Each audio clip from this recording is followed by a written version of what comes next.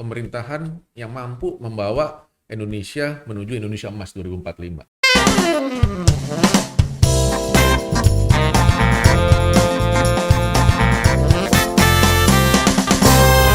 Halo Sobat Indoprime, berjumpa lagi bersama kami di Indoprime Podcast yang selalu membahas informasi yang menarik dan juga inspiratif. Masih dengan narasumber kita yang sama, yaitu Bapak Pierre Senjaya dan juga Pak Surya Pandiantara dari tim Pemenangan daerah. di tim pemenangan daerah pasangan calon presiden dan wakil presiden Ganjar dan Mahfud MD. Nah, untuk kali ini kita akan membahas mungkin topik yang bisa kita perbincangkan lumayan lama juga Pak, terkait kemungkinan atau posibilitas pemilihan dan juga dinamika dalam pemilu ya Pak. Khususnya terkait putaran dalam pemilu nih Pak. Mungkin saya akan mulai dengan bertanya terkait kalau melihat dari lembaga survei yang beberapa kali mengadakan survei elektabilitas nih Pak, ada beberapa yang memang menyatakan kalau pasangan calon presiden wakil presiden nomor 02 itu kan menempati posisi pertama nih ya untuk sekarang, sekitar 40 sampai dengan 50% rata-rata untuk hasil surveinya, dan pasangan calon lainnya itu nomor 01 dan 03 itu tipis-tipis perbedaannya di sekitaran angka 26 sampai dengan 30%-an rata-rata. Nah, membahas tentang hal tersebut nih Pak, menurut kacamata Pak Pierre dan juga Pak Surya, untuk pemilu yang kali ini kira-kira akan berlangsung satu putaran atau dua putaran? Gimana Bro Surya? Ya, jadi begini. Sebelumnya saya menjelaskan dulu terkait survei itu apa gitu ya. Nah, jadi sebenarnya survei itu tujuannya adalah mengukur. Nah, jadi salah satu tujuan survei itu adalah mengukur dan mengidentifikasi. Nah, jadi survei itu tidak bisa dijadikan sebagai alat untuk memenangkan paslon, tetapi sebagai alat ukur. Nah, jadi bukan alat memenangkan, tapi sebagai alat ukur. Misalnya nih, kita mau bikin meja, alat ukurnya penggaris atau meteran. Nah, itu. Nah, terus bikin mejanya pakai apa? Pakai kayu, pakai paku, pakai gergaji, pakai palu. Nah, itu kan alat-alat. Nah, kemudian diukur apakah ukurannya pas, panjangnya pas, lebarnya menggunakan penggaris. Nah, kira-kira seperti itu. Nah, survei ini mengukur gitu kan, seberapa tinggi, seberapa besar, seberapa jauh misalnya gitu kan. Nah, lalu memenangkannya pakai apa tadi? Pakai visi dan misi, pakai program, pakai metode sosialisasi yang baik, pakai tata krama yang sesuai dengan budaya kita. Nah, itu metode untuk memenangkan. Itu dulu yang dipahami terkait survei. Pertanyaannya, apakah hasil survei itu bisa berubah? Tentu iya.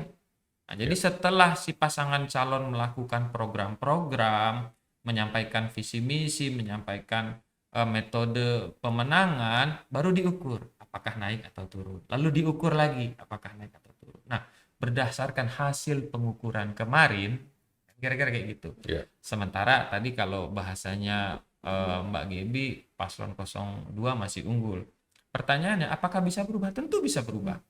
Nah, bisa jadi setelah hasil debat kemarin, gitu kan, hasil debat kemarin yang sama-sama sudah kita bahas, kita meningkat episode yang sebelumnya kan, bisa jadi ada peningkatan yang menurut saya akan meningkatkan secara signifikan ya kenaikan pasangan urut 03 gitu. Kenapa? Karena masyarakat bisa melihat dengan tegas gitu kan, yang mana kemudian paslon yang memang benar-benar berpikir, bekerja itu kan, memiliki background gitu ya, memiliki pengalaman dalam memajukan bangsa dan negara ini, dan yang mana calon menang gimmick doang. Itu kan bisa terlihat. Jadi harus dibedakan. Nah, ini juga agak gimmick. Yang saya khawatir yang dilakukan oleh lembaga survei bukanlah mengukur elektabilitas, tapi mengukur popularitas. Nah, ini dua hal yang berbeda. Jangan sampai kita terjebak pada popularitas dan elektabilitas. Jadi, kalau popularitas itu berbicara tentang seberapa kenal, seberapa tahu orang. Nah, kalau elektabilitas itu berbicara tentang apakah mereka mau memilih. Kalau ngomongin populer, kan, daripada Anies, daripada Ganjar, daripada Pak Prabowo, lebih populer Aldi Taher mungkin. Gitu. Itu ya, mungkin lebih populer juga Pasha Ungu mungkin. Deddy Corbuzier. Ya, atau mungkin lebih populer Betul, Deddy Bang. Corbuzier dan Atta Halilintar. Iya. Itu kalau kita berbicara populer. Nah, orang-orang yang mengandalkan gimmick, gitu kan, orang-orang paslon yang hanya mengandalkan gimmick untuk meraih popularitas, belum tentu elektabilitasnya Benar. memimpin. Saya jadi ingat Gitu. tuh, Rhoma Irama juga bikin partai, ya kan? Tapi kalau Rhoma Irama jadi presiden, ya, mungkin popularitasnya tinggi, tapi elektabilitasnya Iya betul, betul. diragukan. Nah, itu contoh yang ini ya dari Ketum Pierre, contoh yang sangat pas gitu ya. Sekarang gini, mana lebih populer, Gibran sama Rhoma Irama? Rhoma Irama mungkin ya Pak. Saya yakin Iya. lebih populer Dia kan Rhoma raja Irama. dangdut. Dia raja dangdut, semua Iya. pedangdut takluk sama dia. Dia raja dari semua penyanyi dangdut begitu. Dan dangdut ini udah jadi budaya kita begitu. Iya. Itu kan berbicara popularitas gitu. Tapi kalau elektabilitas gitu kan, itu hal yang berbeda. Begitu. Karena kalau raja dangdut minum kopi aja, jadi lagu. Kopi Nah, dangdut. Iya, ya karena dia seniman begitu. Iya. Misalnya, makanya kemudian akhirnya ketika seniman gitu ya mulai bergabung kepada Ya. menunjukkan dukungannya seperti yang terbaru ini kan Slank ya. Slang, Iwan Fals. Iwan Fals dengan basis dukungan yang begitu besar, dengan tingkat popularitas yang begitu tinggi. Kita udah hitung itu kurang lebih hampir 10 juta loh. Iya. Ya kan slankers itu. Iya, nah sekarang gini, nah lagi-lagi kita ini contoh popularitas. Yang mana yang lebih populer antara Slank dengan Prof Mahfud misalnya? Nah. Saya yakin lebih populer Slank. Slank. Nah tapi dengan modal popularitas itu, Slank mampu menyampaikan, Slank mampu menunjukkan kemana dia akan memilih. Sehingga orang Benar. nanti akan menjadi, loh kok Slank pilih Pak Ganjar dan Prof Benar. Mahfud? Ingin tahu. Jadi Nah, kiblat, orang baik pilih orang baik. Jadi Kiblatnya ke sana. jadi yang populer-populer ini sudah mulai menunjukkan arah dukungannya. Berani menunjukkan warnanya lah. Iya, karena memang sudah selayaknya seperti Iya. itu. Yang namanya seniman gitu ya, yang namanya budayawan, mereka punya hak pilih. Itu mereka juga memiliki harapan yang sama agar bangsa ini bisa menjadi lebih baik lagi. Dan tidak salah mereka menunjukkan dukungannya. Itu hak mereka, bagian dari hak politik mereka. Begitu. Dan ternyata yang saya pahami gitu ya, ternyata kayaknya sih ya, Slank ngedukung Prof Mahfud dan Pak Ganjar ya, kayaknya bukan karena hal-hal yang bersifat komersil sepertinya. Gitu kan. Karena sudah teruji yang namanya Slank itu kalau mulai dari zaman Pak Jokowi dulu gitu kan. Nah, terus juga sekarang zamannya Pak Ganjar dan Iya. Prof Mahfud gitu kan. Iya. Mereka nggak komersil tuh gitu kan. Nggak ada tuh mereka melakukan memberikan dukungan hanya karena uang gitu ya, bukan karena perilaku yang bersifat komersil gitu. Nah, ini akan menjadi lebih masif dukungannya dibandingkan jika seandainya gitu kan orang-orang populer, seniman-seniman yang populer ini memberikan dukungan karena hal-hal yang bersifat komersil gitu. Karena ini yang perlu dibandingkan juga antara pendukung baik 01, 02, 03 semua punya basis ini kok, semua punya basis masa yang berasal dari seniman-seniman yang populer begitu kan. Tapi bisa dilihat yang mana yang seniman ini memberikan dukungan karena memang merasa paslon yang dia pilih itu benar, atau yang mana karena ya karena duit aja, karena dibayar, hal-hal yang bersifat komersil, mungkin seperti itu. Iya, jadi memang kata kuncinya adalah kita harus memilih, kita buka dulu di mata hati kita. Ya kan? Kenapa mata hati? Karena kadang-kadang mata kita kalau tidak menggunakan hati, kadang-kadang bisa salah memilih. Ya kan? Nah, kata kuncinya tadi juga tambahannya adalah bagaimana teman-teman nih slankers, nanti Iwan Fals, ya kan, dan lain-lainnya juga itu memilih dengan hati nurani. Jadi tidak ada embel-embel, kalau bahasa kerennya itu money politics gitu ya. Kalau aku pilih kamu, Wani Piro, ya kan? Waduh. Ya kan, dari dulu kan begitu kan, Wani Piro ini kan pesta demokrasi. Tapi kalau saya lihat sebenarnya pesta demokrasi ini lebih dari itu. Bukan soal uang, bukan soal berani bayar berapa dan seterusnya, tapi soal pilihan, di mana pilihan tersebut harus jatuh kepada ya calon pemimpin bangsa yang terbaik. Betul. Dan mungkin tambahan juga, kita nggak main-main nih ya, dari TPD dan TPN akan menyelenggarakan suatu konser ya bersama-sama dengan Slank Sabtu depan. Oh, Sabtu depan. Sabtu depan 3 Februari di GBK, dan ini open, terbuka untuk umum. Ya. Jadi ini pesta kita bersama ya kan? Ayo kita tunjukkan warna kita tunjukkan dukungan kita kepada Pak Ganjar dan Pak Mahfud, ya. Tidak boleh ragu-ragu, tidak boleh malu-malu, tidak boleh takut-takut. Ya, kalau ada yang intimidasi kita laporkan. Iya. Ya, karena saya juga kadang-kadang sedih nih, masih suka mendengarkan kemarin si tokoh masyarakat A menunjukkan dukungannya kepada paslon 03, pagi-paginya Geledah. ditelepon, diintimidasi. Ya, ada minggu depannya didatengin apa namanya orang pajak, diperiksa pajaknya. Ya, tadi benar ada yang datang digeledah, ya kan gitu. Dan udah menurut saya sangat frontal, ya, luar biasa kasar sekali, ya. Saya lihat beberapa pejabat bahkan diperiksa, ya nanti ini mau dituduh korupsi nih, mau diperiksa oleh KPK nih. Ini menurut saya, tapi setelah itu beritanya hilang, nggak ada berita lagi. Tiba-tiba, oh saya mendukung paslon 02. Ini udah bukan hati nurani lagi yang bicara, tapi sudah paksaan, intimidasi, ya, pengarahan bahwa kalau tidak pilih 02 kamu saya sikat. Jadi ini menurut saya harus kita lawan bersama-sama bahwa ada satu gerakan, kalau memilih ini kan hak asasi manusia yang paling dasar, gitu. Ya jadi artinya tidak boleh diatur-atur dan dipaksa-paksa bahwa kalau saya tidak memilih 02, ya saya langsung frontal aja nih, saya bilang tidak memilih 02, kamu saya penjara, ya, kamu saya hukum, gitu. Dan kita kan sudah sepakat bahwa nanti siapapun presidennya, kita akan menjaga bahwa kementerian atau kabinet ini harus bersih, anti korupsi. Jadi artinya saya ini jadi catatan penting juga buat kita bersama.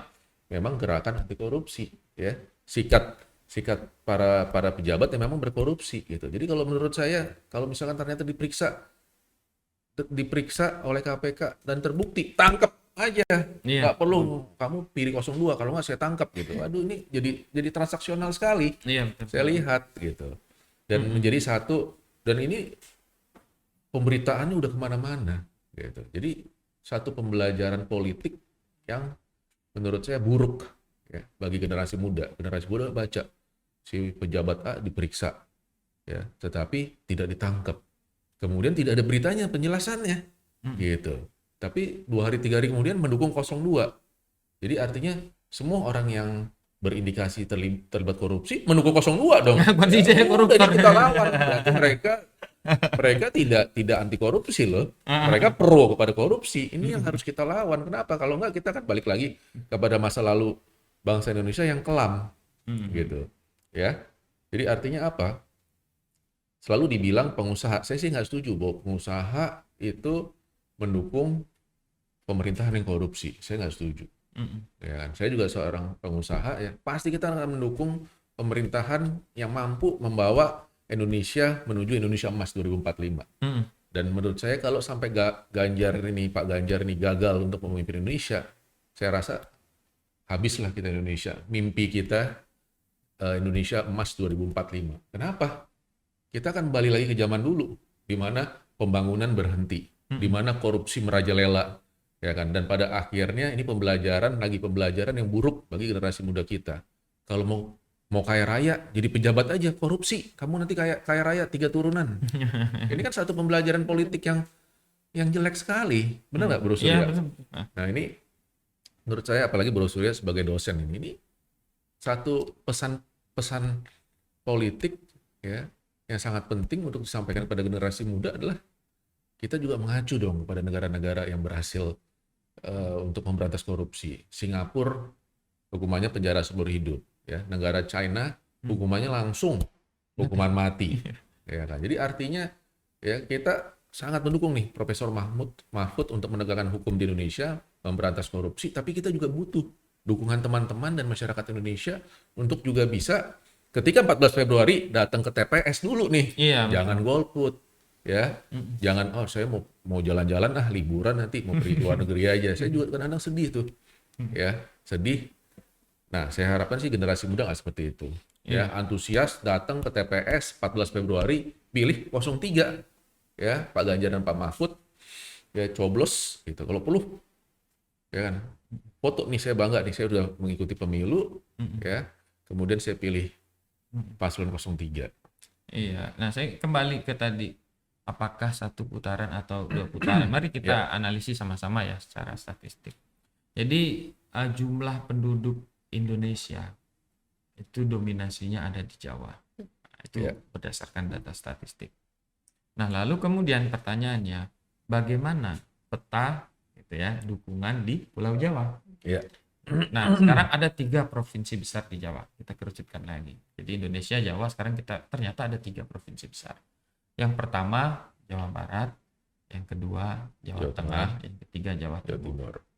Nah, kita bahas Jawa Tengah pertama. Jawa Tengah itu udah nggak ada perdebatan lagi ya, saya rasa. Mantan gubernurnya Pak Ganjar. Ganjar. Meskipun ada wali kotanya Pak Gibran. Wali kota sama gubernur.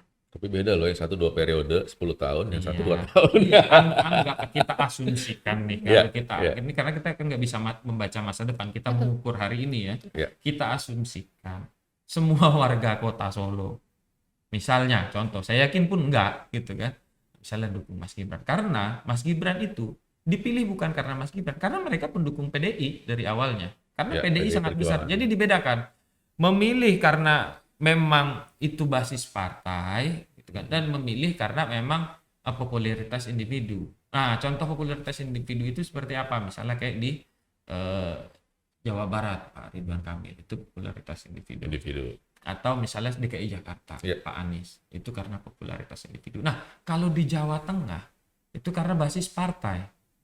Dan kader partai PDI Perjuangan adalah Pak Ganjar, bukan Pak Anies, bukan Caimin, bukan Pak Prabowo, dan juga bukan Gibran. Ya. Kurang lebih begitu ya? Ya. Begitu kan? Nah, kader PDI Perjuangan adalah Pak Ganjar. Jadi bisa dikatakan Jawa Tengah adalah basis suara bagi Pak Ganjar Pranowo atau pasangan nomor urut 03. Ini Jawa Tengah. Ya. Udah punya nih. Nah, berarti kan perebutannya 2 provinsi lagi toh? Ya. Jawa Tengah, Jawa Barat dan Jawa Jawa Timur. Nah, kita berbicara peta Jawa Barat sekarang. Gubernurnya siapa dulu? Pak Ridwan Kamil. Sebelumnya lagi PKS. PKS mendukung siapa? Mendukung Pak Anies. Gitu kan. Tapi terbelah ternyata dukungan Prabowo juga besar. Gerindra juga besar di Jawa Barat. Nah, berarti siapa yang punya Jawa Barat? Terpecah, terbagi. Ada yang mendukung Pak Anies Baswedan karena basis PKS besar di sana, gitu kan, dan juga ada yang mendukung Pak Prabowo karena Gerindra besar di sana. Lalu di Jawa Timur, gitu kan. Nah, di Jawa Timur pertarungan antara Pak Mahfud dan Caimin. Nah, gitu kan, sama-sama orang Jawa Timur, sama-sama basis NU-nya besar di sana. Nah, Jawa Timur terbagi 2, yang mendukung Caimin tinggi, yang mendukung Prof Mahfud tinggi.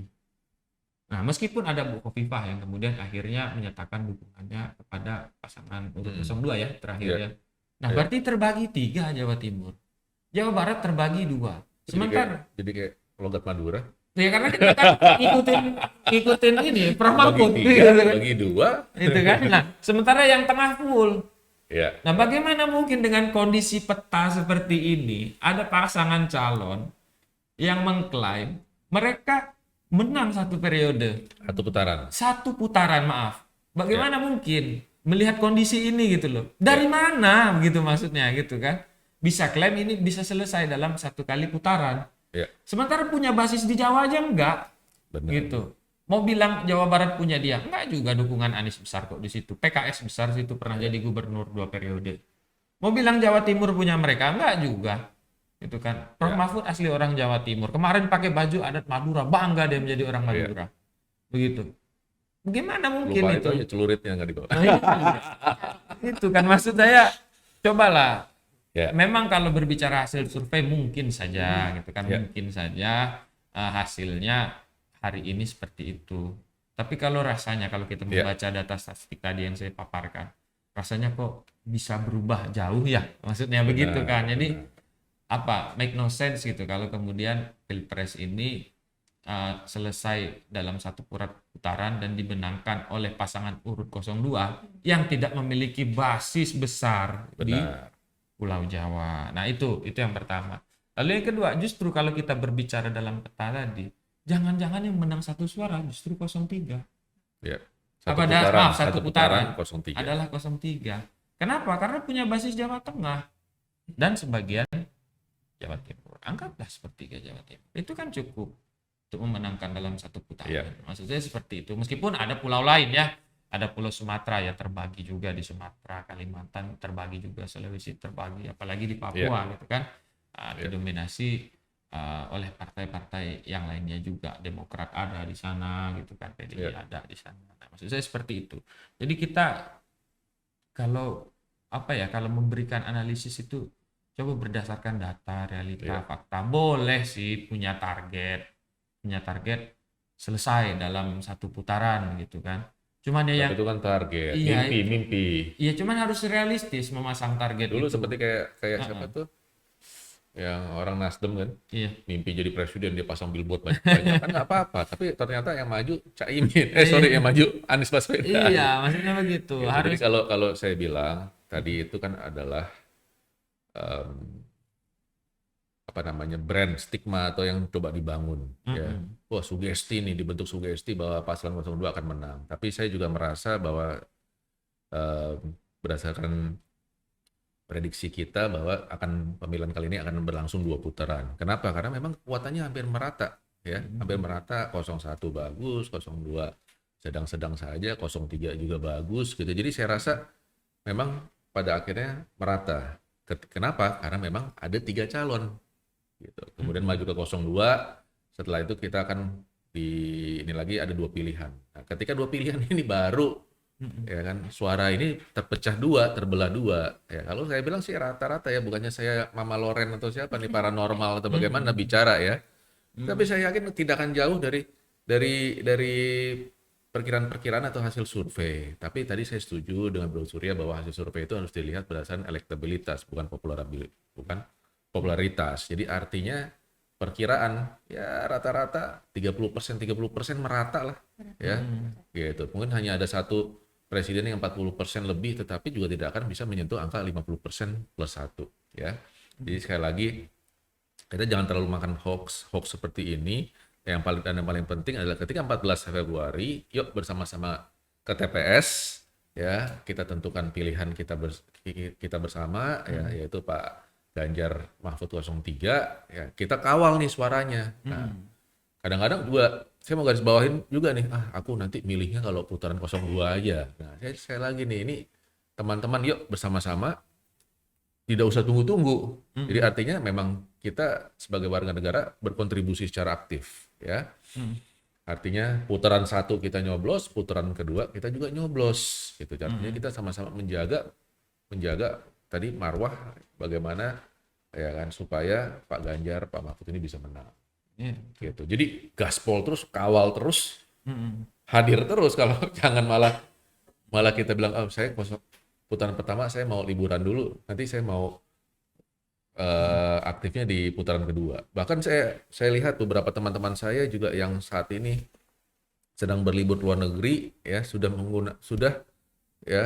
mendapatkan surat suara ya kan, dan kalau nggak salah mungkin dalam waktu dekat ini juga sudah bisa menggunakan hak suaranya terlebih dahulu. Dan saya selalu mengingatkan jangan sampai tidak nyoblos ya, walaupun posisinya di luar negeri, yuk coblos, berikan pilihan Anda ya kan kepada calon presiden ini ya kan, supaya hasilnya juga bisa sebaik-baiknya. Kenapa? Ini ada satu catatan penting lagi ya, kita seperti tahu lah selalu akan ada kecurangan pemilu. Jadi kalau suara Anda tidak gunakan, Anda jangan salah loh, bukan hilang.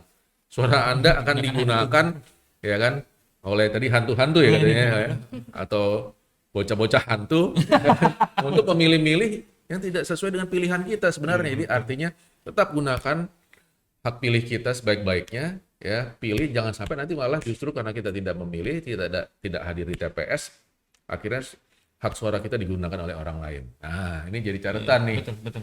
Dan ini benar-benar kejadian gitu. Ya, di setiap TPS gitu. Artinya apa? Kalau orang yang nggak hadir langsung digunakan ya, untuk yang lain ya, yang titipan-titipan ini kecurangan pemilu yang terjadi. Nah, makanya ayo kita kawal bersama-sama pemilu kali ini ya, datang dan pilih. Iya, jadi saya tambahkan sedikit terkait potensi kecurangan tadi ya. Iya. Jadi beberapa waktu yang lalu itu TPN, Tim Pemenangan Nasional, itu mengadakan rapat dan pelatihan secara tertutup gitu kan. Jadi ini konsepnya pelatihan. Jadi diundang semua tim pemenangan daerah dari berbagai provinsi, termasuk kita yang mewakili dari DKI Jakarta. datang rapat, lalu ada pembicara-pembicara yang sangat kompeten, gitu kan, dan bahkan Prof. Mahfud sendiri hadir sebagai pembicara dalam forum itu. Nah, ada satu yang ingin saya sampaikan, apa yang disampaikan oleh Prof. Mahfud kepada kami waktu rapat tersebut. Prof. Mahfud bilang begini, kita tuh kadang sering lupa bahwa Tuhan itu ada. Nah, Prof. Mahfud bilang gitu. Jadi Tuhan itu biasanya memenangkan yang benar. Semoga kita menjadi orang yang benar. Itu pesan dari Prof. Mahfud waktu itu. Harus saya dengar waktu itu karena forumnya kan tertutup gitu kan, dan yang hadir yang hadir perwakilan saja pakai surat tugas, jadi benar tertutup dalam ruangan yang cuma diisi 20-30 orang gitu kan. Terus Prof. Mahfud ngomong begitu gitu kan. Prof. Mahfud mengingatkan kita jangan takut gitu loh, maksudnya. Ini perjuangan kita, ini perjuangan untuk kebenaran. Maksudnya begitu inti pernyataan Prof. Mahfud itu. Jadi dari situ kita harus berani gitu melawan ketidakadilan, ketidakbenaran serta kecurangan itu tadi. Bahkan kalau kita diintimidasi. Iya. Nah, bahkan di dalam forum itu intinya kan forum itu ditujukan untuk menyiapkan tim hukum gitu segala macam. Jadi kita sudah siapkan tim di macam-macam provinsi, berbagai pelanggaran kita catat, metodik mencatatnya diajarkan, metodik melaporkannya diajarkan, cara mendampinginya diajarkan, perundang-undangannya dibahas secara rinci dalam forum itu ya. Ditambahkan lagi yang mengisi materi salah satu cawapres kita sendiri, Prof. Mahfud, ahli hukum gitu kan, profesor bidang hukum. Jadi semangat kita benar-benar membara di kala itu, sampai hari ini kita semangat. Tapi pesan Prof. Mahfud tadi intinya jangan takut. Benar, saya kita setuju. Berjuang untuk menjadi benar. Ya. Bahkan belakangan semakin semarak hoax-hoax yang muncul. Kalau kalian nggak pilih 02, Indonesia perang. Perang saudara, banjir darah. Ya, kenapa? Karena aparat sudah di sana membela 02. Menurut saya bullshit lah, bohong. Nanti di ituin kan. Menurut saya itu semuanya hoax-hoax ya. Satu bentuk kecurangan pemilu, mengintimidasi, menyebarkan berita-berita kebencian, hate speech yang akan menyatakan Indonesia akan perang.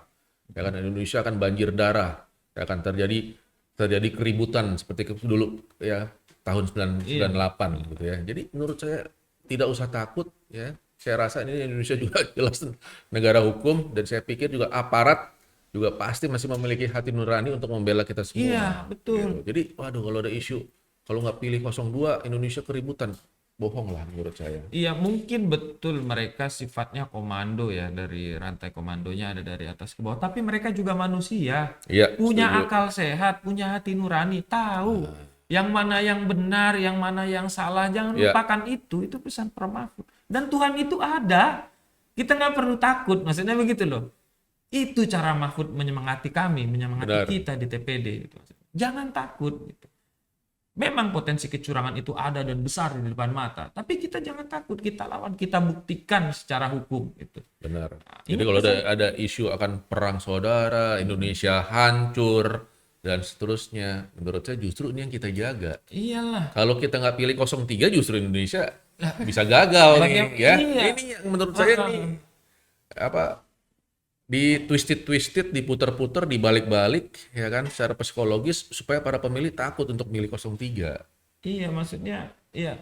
Tadi saya sampaikan, masyarakat Indonesia ini saya yakin sekali ya, kita ini bangsa yang berbudaya, memiliki tata krama, adab yang baik gitu ya, etika. Mari kita memilih menggunakan hati nurani kita, menggunakan pikiran kita, kita analisis dengan benar siapa calon yang memiliki visi yang baik. Terlepas dari itu kami gitu kan, kita yang di tim pemenangan ini akan berjuang juga untuk menyediakan keamanan, kenyamanan, fasilitas hukum. Kalau memang dibutuhkan, Pak saya diintimidasi nih oleh tim ses paslon sebelah, laporkan ke kita, laporkan ke tim pemenangan daerah, laporkan ke tim pemenangan nasional. Kita advokasi, kita dampingi. Dan kita sudah siapkan, itu pesan Prof. Mahfud. Gitu kan. Kita punya divisinya semua lengkap. Gitu kan. Pak ini kok saya bingung ya soal KTP Sakti ini apa maksudnya? Tanyakan ke kami, kita jelaskan dengan senang hati. Dengan senang hati kita jelaskan apa itu KTP Sakti.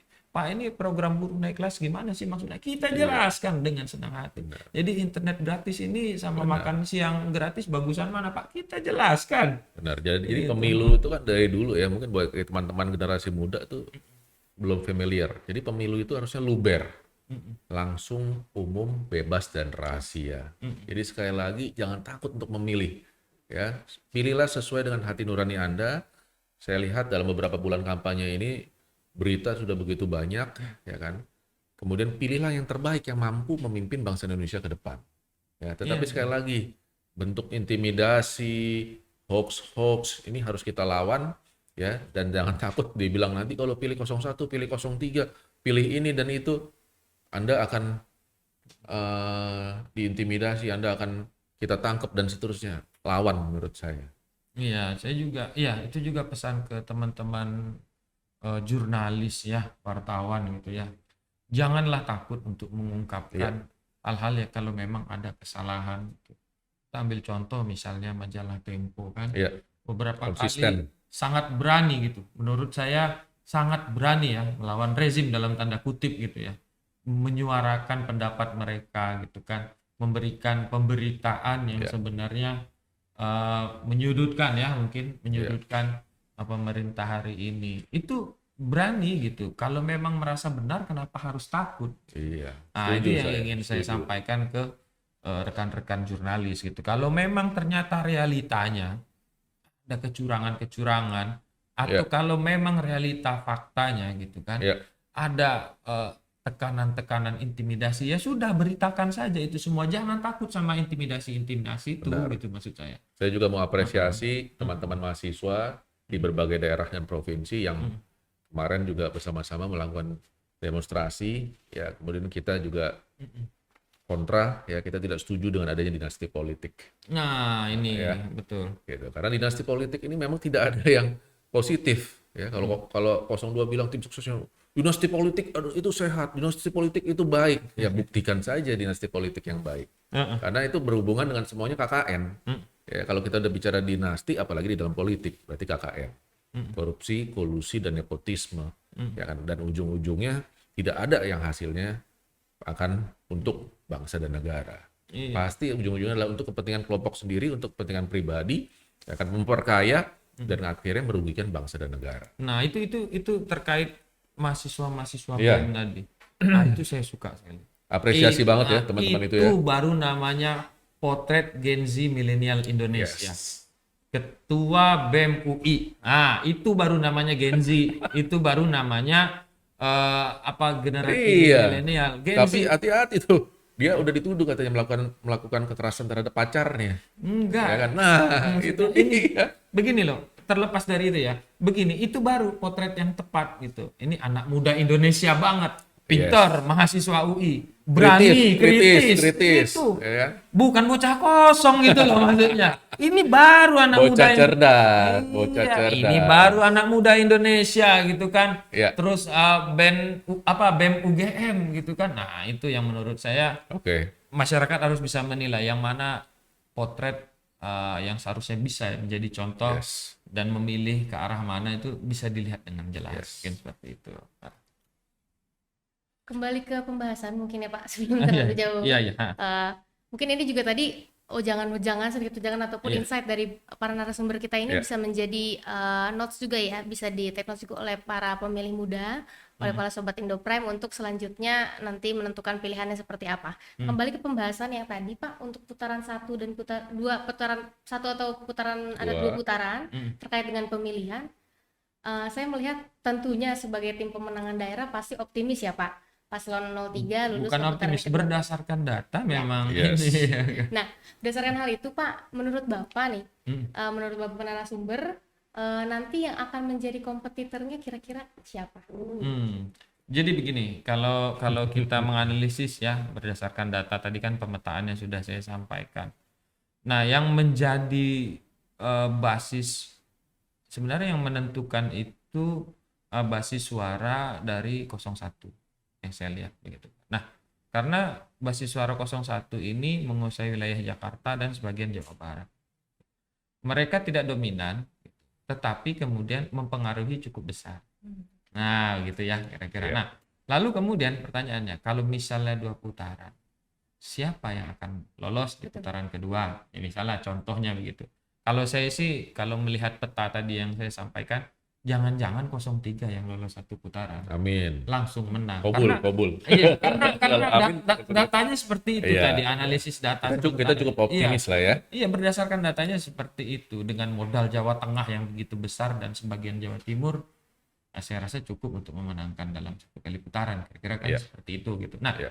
tapi kemudian yang kita lihat hari ini kan 02 itu menjadi common enemy ya, dalam tanda Iya. kutip, di tengah-tengah masyarakat. Musuh bersama. Gitu kan. Iya, musuh bersama.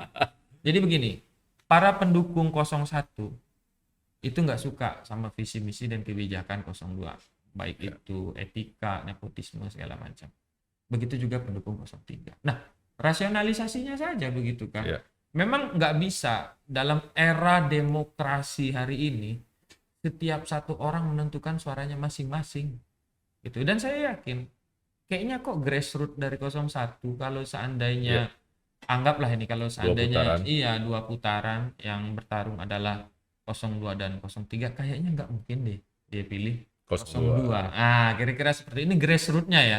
Karena mereka hadir memberikan kritik terhadap paslon 02. Benar. Begitu kan, basis pemilihnya kan arah pemikirannya seperti dengan itu. tema perubahan mereka langsung menyerang 02. Dia coba menunjukkan bahwa ada yang salah gitu kan dalam mekanisme demokrasi Indonesia. Etika terus yang dibahas oleh mereka. Masa ya dia pilih pemimpin yang tidak beretika menurut mereka? Nah, ini kita bicara analisis ya, gitu kan. Nah, itu kan kayaknya kok basisnya tanpa diarahkan sekalipun oleh paslon 01 ya, baik oleh Pak Anies ataupun Caimin gitu ya. Sepertinya kok secara logika otomatis ke 03 gitu. Meskipun kita yakin juga kalau berdasarkan data statistik tadi kayaknya kita loh yang malah menang satu putaran. Saya tambahkan sedikit nih, Bro Surya. Kalau sampai terjadi 2 putaran di mana 02 dan 03 berhadapan, saya juga optimis nih. Kan kemarin Mas Gibran bilang, harus optimis dong Prof Mahmud kalau jawab gitu kan. Jadi saya juga tambahkan ya sebagai closingnya juga ya kan, bahwa kalau misalkan terjadi 2 putaran, bukan hanya aja pendukung 01 yang berpindah ke 03, saya rasa pendukung 02 juga akan pindah ke 03. Oh iya, bisa. Jadi kalau menang berapa? Saya yakin 70% lawan 30%. Jadi kita suaranya 70%, yang 02 sisa 30%. Kasih sedikit-sedikit lah. Lawan kasihan kalahnya terlalu telat. Iya, itu kan jauh. pemilih Gerindra aja lah. Sama memilih. Iya gitu. Saya rasa nanti ya, kayak teman-teman kita di Kuning ya kan, biasanya kan 2 kaki itu nanti kan balik ke kita lagi gitu kan. Ya kan, itu politik-politik yang melihat siapa yang lebih kuat nanti akan dipilih. Jadi kita pasti menang 70% lah. Itu alhamdulillah ya. Amin. Kobul. Nah, jadi ya betul itu betul. Apa analisis politik yang disampaikan oleh ini ya, oleh Ketum PR ini ada benar. Jangan-jangan partai-partai nanti ya yang pendukung 02 saya berubah 02 ya kan iya, gitu. bisa jadi Golkar hari udah nggak ini. pakai jaket biru lagi, pakai jaketnya kita lah. Iya, merah hitam. bisa jadi itu sangat terbuka ya kemungkinan. Iya. Kalau dulu ada beberapa kader PDIP yang pindah ke 02 gitu kan, dan dia aktivis reformasi, tapi mendukung nepotisme. Budiman Sujatmiko namanya kan lucu gitu maksudnya ya. Kan dia belum nyerahin balik KTA-nya sengaja. KTA-nya masih disimpan di dompet. Nanti kan habis itu selesai politik kita menang, dia bilang tok.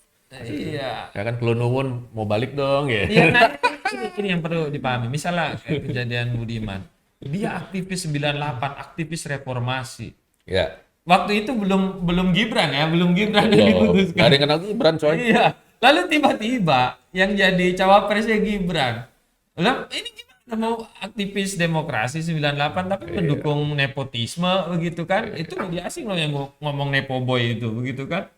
Apakah mendukung dinasti begitu tapi kan? Tapi disitulah. Ya, bisa jadi ya insaf lah begitu. Di situ letaknya ya kan, satu karakter orang diuji ya kan. Ya kan, ketika diberikan kekuasaan, apakah dia masih memiliki karakter yang baik dan benar, atau dia menjadi berubah. Nah itu terbukti itu. Di sini justru penentuan. Jadi artinya bahwa kalau misalkan nanti Pak Ganjar dan Pak Mahfud menang, ini adalah kemenangan rakyat Indonesia. Kemenangan sejati tanpa embel-embel partai-partai lain yang menurut saya adalah partai-partai pengkhianat. Iya. Ya ada juga tuh satu partai pendukung 02. Kader 3 hari bisa jadi ketua umum. Sakti banget itu orang. Enggak, ini saya mau lambangnya bunga mawar. Iya, saya mau kritik. Jadi begini, Ini saya mau agak terbuka dan mungkin agak kasar, agak keras mungkin didengar, tapi ini dari dalam hati saya. Saya kader Muhammadiyah, gitu kan. Di PSI itu ada senior saya Muhammadiyah, namanya Raja Juli Antoni. Dan silakan dibuktikan ke teman-teman PSI bahwa banyak sekali kader Muhammadiyah, terutama dari kalangan IPM ya, alumni IPM Ikatan Pelajar Muhammadiyah, itu ikut mendukung mengembangkan partai PSI, membangun PSI, dinahkodai oleh Raja Juli Antoni. Itu benar-benar berjuang. Karena saya di provinsi saya gitu ya, di provinsi lain, saya perhatikan, oh ini anak-anak IPM banyak ke PSI nih, Ikatan Pelajar, alumni Ikatan Pelajar Muhammadiyah membangun PSI. Sebegitu besar effort, sebegitu besar upaya gitu kan, yang dilakukan oleh Raja Juli Antoni gitu memimpin kader-kader Muhammadiyah di sana untuk membangun PSI. Tapi nyatanya apa?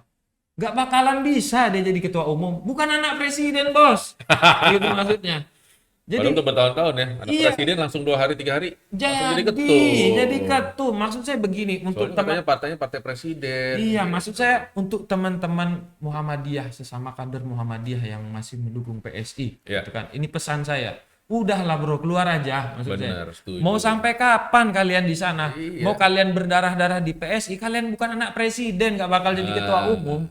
Nah, maksudnya begitu kan. Nah, itulah kira-kira dinamika partai yang ada di 02. Tapi PSI ini bisa ke depan jadi dinasti politik juga loh. Itu yang kan terlihat partai-partai yang mendukungnya tuh begitu kualitasnya, begitu maksud saya. Sedih banget ya. Iya, bisa semoga jadi generasi muda lebih terbuka matanya setelah nonton kita ini. Iya, saya setuju sama Ketum Piar tadi. Jangan di putaran kedua, kalau memang 2 putaran Golkar itu pindah ke kita, bukan keniscayaan politik kok itu. Itu Golkar partai besar gitu kan. Ketua umumnya aja nggak dianggap sama koalisi itu. Ditawar pun nggak jadi calon wakil presiden. Maksudnya begitu. Padahal berbicara basis partai, Gibran sama Erlangga Hartarto lebih hebat mana? Dia modal anak presiden yang satu modal ketua umum partai. Iya. Apa nggak dihargain itu? Maksudnya begitu kan? Itu dia. Nah, ini yang kemudian sampai keluar katanya ABG, anak buah Gibran. Iya, Ngeri kali. Maksud saya Golkar juga, saya yakin ini kita dalam rangka merayu. Merayu partai Golkar gitu. Udahlah gitu, mungkin seperti itu. Iya. Baik. Banyak sekali ya Sobat Indoprime, sebenarnya banyak sekali wawasan dan juga insight-insight baru yang kita dapatkan nih dari para narasumber hebat kita. Terima kasih juga Pak untuk waktunya. Ya, terima kasih Kak Devi. Terima kasih Pak. Terima kasih ya. Sobat Indoprime, mungkin untuk saat ini berakhir diskusi kita terkait dengan dinamika pemilu dan juga berbagai insight tentang para calon presiden dan wakil presiden untuk pemilihan nanti. Tetap terus menonton channel Indoprime TV. Jangan lupa like dan subscribe dan juga komen untuk mendukung kita membuat konten-konten yang lebih seru lagi nih ke depannya. Tetap terus untuk melihat dan mengikuti episode-episode kita yang pastinya akan lebih menarik lagi dari sekarang. Terima kasih, sampai jumpa kembali. Terima kasih. Coblos nomor 3 menangkan rakyat. Nomor 3 menangkan rakyat. Coblos nomor 3 saatnya rakyat juara. Desa kota tua muda, mari coblos nomor 3 menangkan bersama PDI Perjuangan. Coblos nomor 3 saatnya rakyat juara. Rakyat juara.